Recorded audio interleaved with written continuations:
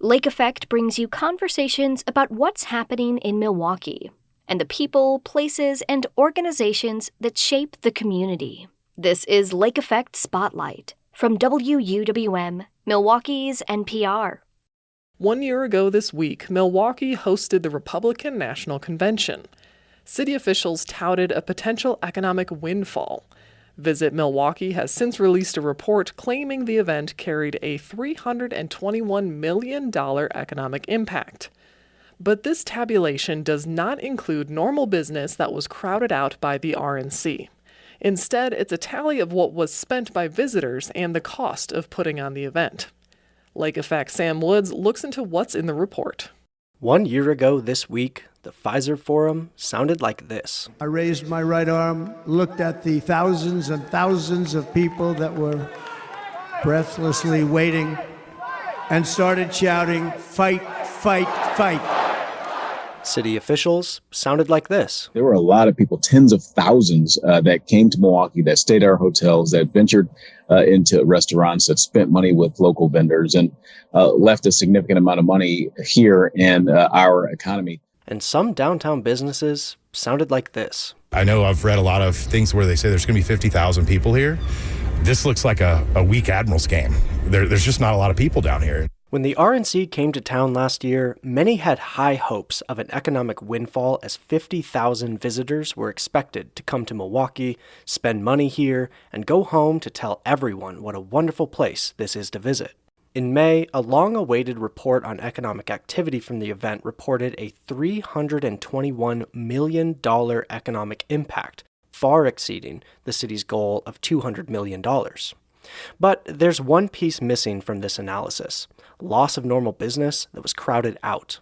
Greg Pepitone, Associate Director of Tourism Economics, the firm that compiled the report, said this is because the report is meant to measure the economic impact of visitors only, not the totality of economic activity during the week of the RNC.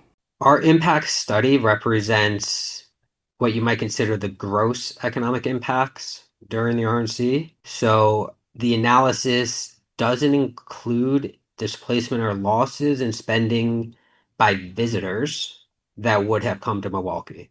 But not all economists see this as the best way to measure economic impact. Victor Matheson, a professor of economics at the College of the Holy Cross, has published his own economic impact of past political conventions, though not one for Milwaukee's RNC specifically.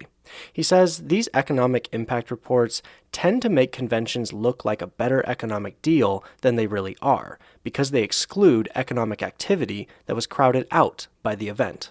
The regular who's at the bar who says, man, I'm not coming in this week because it's just too much of a zoo down here. I have to go through police barricades and everything just to get to work. So I'm not going to work. And you're never surveying that person about what they didn't spend that week. The person who was going to come to Milwaukee for a regular vacation, right? Who was going to travel and say, hey, where do you want to visit? Let's go to Milwaukee, see what's there. You don't measure them, right? You are asking people what they did do, but you aren't, for example, asking the person who didn't go to the art museum downtown what they would have spent had they been in Milwaukee that weekend, because they weren't there. And the problem is you're missing all of that. And so a lot of these reports are pretty good at the adding and multiplying. They're just very poor at the subtracting. But before getting into what is not counted, let's examine how the report calculates economic impact. The report breaks down this impact into three categories of direct, indirect, and induced spending. Direct spending refers to spending by visitors during the RNC and spending by vendors to put on the event itself. Examples of this kind of spending would be booking a hotel for the week or what a delegate spends on lunch at a local restaurant. Pepitone said this data comes from sources like the RNC Host Committee, the RNC itself, Milwaukee City Government, Visit Milwaukee, and select businesses, as well as attendance data and lodging data to measure hotel occupancies and short-term rentals like Airbnbs. Pepitone said indirect and induced spending counts the type of spending that is not directly related to the convention, but would not have otherwise occurred if not for the convention. Here is an example of indirect spending. So, for example, if a visitor goes to a restaurant and they order a meal, that restaurant is going to have to purchase food from a local wholesaler, right? That purchase of food is considered an indirect impact. Similarly, an induced impact refers to workers spending wages that they earned via the convention. So someone that's working in one of those direct industries or one of those indirect industries, they're going to earn a wage, spend a portion of that wage in the local economy. And so that's considered an induced impact. In total, the report claims all of this spending added up to $321 million of economic impact on the local economy. Stepping back from the event itself and looking at overall economic figures for Milwaukee and surrounding counties, the $321 million figure seems to get a bit murkier. According to state tax records, hotel sales were up 42% in Milwaukee County in July 2024 compared to July 2023. But food and drink sales were down 1%, and arts and entertainment sales were down 19% in the same time frame.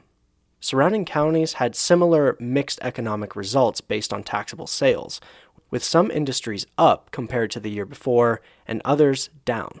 You can find more information on each county's taxable sales records at wuwm.com.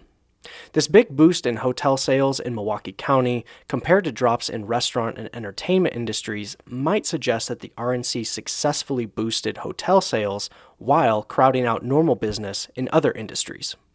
But Pepitone says when it comes to tourism specifically, he believes it's more likely tourists rescheduled their visits to Milwaukee rather than outright canceling them. Displaced is a complex term as well, because we have to understand what is that typical leisure traveler going to do? Are they going to cancel their trip to Milwaukee altogether?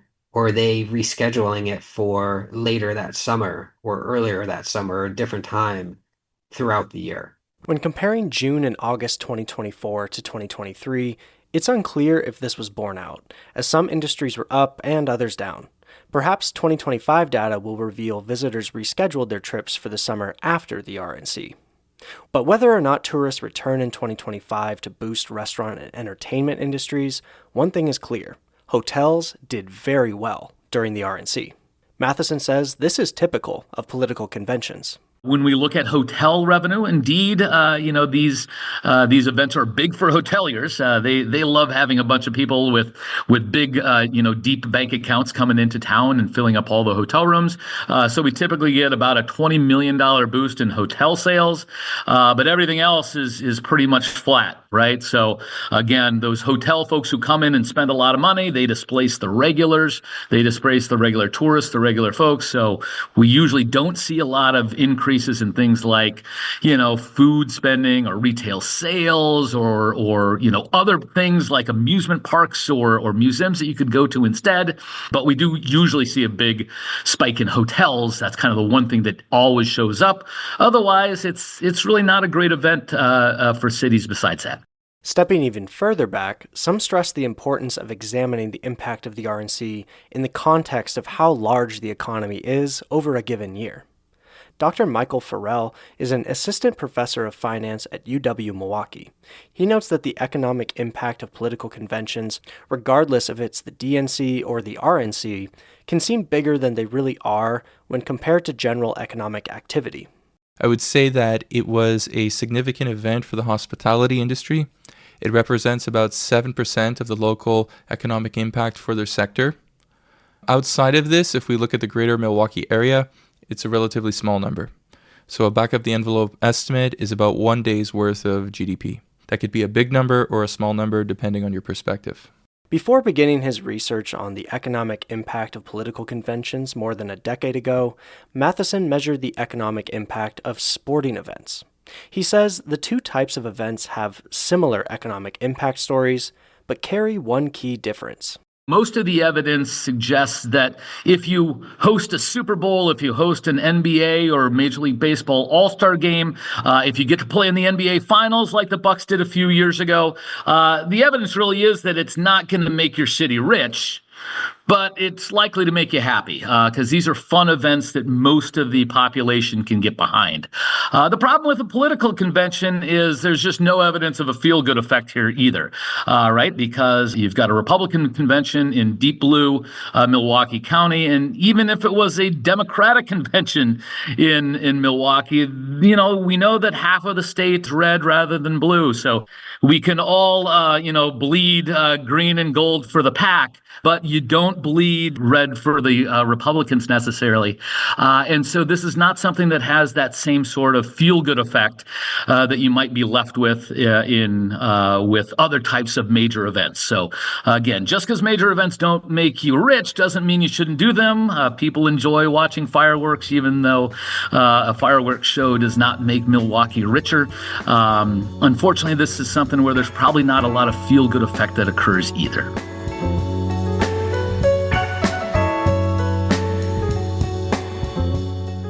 That piece was produced by Lake Effect Sam Woods. You can read more at wuwm.com.